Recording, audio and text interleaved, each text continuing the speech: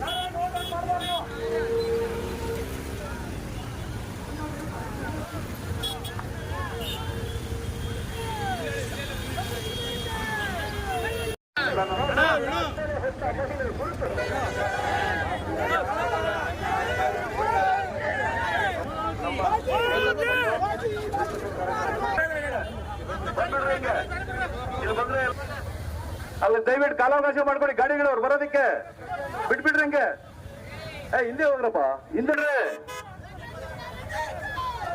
ಜಾಗ ಬಿಡ್ರಪ್ಪ. ಅಲ್ಲಿ ಯಾರು ಹೋಗ್ಬಾರ್ದು ಮುಂದೆ.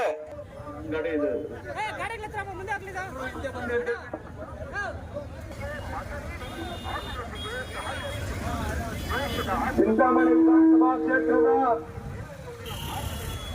ಮೈತ್ರಿ ಪಕ್ಷಗಳ ಎಲ್ಲ ಮುಖಂಡರು